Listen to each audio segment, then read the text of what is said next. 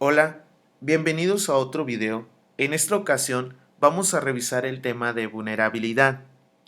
Este tema lleva mucha relación con el video anterior que vimos, que es el tipo de riesgo. Al igual que en otros videos, comenzaremos con el concepto principal y sobre todo revisaremos aquellos factores que ayudan a potencializar la vulnerabilidad y terminar en un desastre. ¿Qué es la vulnerabilidad? Es cuando la gente está propensa a sufrir un daño por algún factor externo, como un fenómeno natural o un accidente. En este caso, la vulnerabilidad se adhiere justamente al riesgo. Es decir, si yo ya me encuentro en un riesgo y de los siguientes factores que vamos a revisar se manifiesta, pues lo más seguro es que termine en un desastre. Entre más vulnerable sea un país frente a un riesgo, las probabilidades de pérdidas humanas, materiales y económicas son mayores. Vamos a revisar 4 factores. El primero es el factor natural. Consiste en identificar los riesgos naturales y en evaluar el deterioro ambiental con el propósito de ubicar zonas de riesgo para la población, como el cauce de un río, la ladera de una montaña, etc. Desafortunadamente, muchas personas, por la situación económica que ahorita vamos a revisar, tienden a construir sus viviendas en lugares sumamente peligrosos, que con el paso del tiempo pues pasa a una tragedia.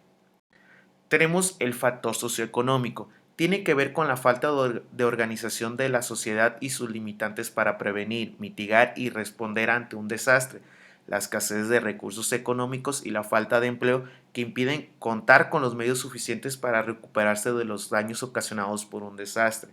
Desafortunadamente en nuestro país mucha gente no tiene el sustento económico para poder comprar tanto un terreno o una vivienda en mejores condiciones. También es parte de nuestra cultura que la gente no sepa discernir o elegir qué es una prioridad. En muchas de las ocasiones consideran mejor comprar una televisión que gastar ese dinero en mejorar la vivienda y evitar que luego la vivienda se caiga. Entonces, también es una situación de conocimientos cultural y económico, que esto nos lleva al siguiente factor. El factor educativo técnica se relaciona con la falta de conocimientos y divulgación de los riesgos presentes en un lugar, la aplicación de malos diseños y técnicas para la construcción de edificios, puentes, vialidad, etc.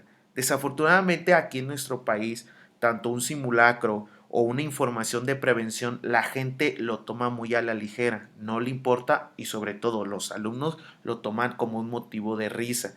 Desafortunadamente, hasta que sucede el desastre, la gente empieza a tomar tanto las medidas de salvación como algo realmente necesario. Y esto nos lleva al factor político.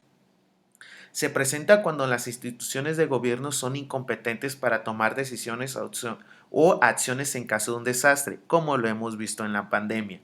Tanto el gobierno como ha hecho acciones incorrectas una tras otra, como también la sociedad no entiende y no acata dichas acciones. También tiene que ver con la falta de autoridades de protección civil y cuerpos de rescate que pueden apoyar a la población en caso de desastre.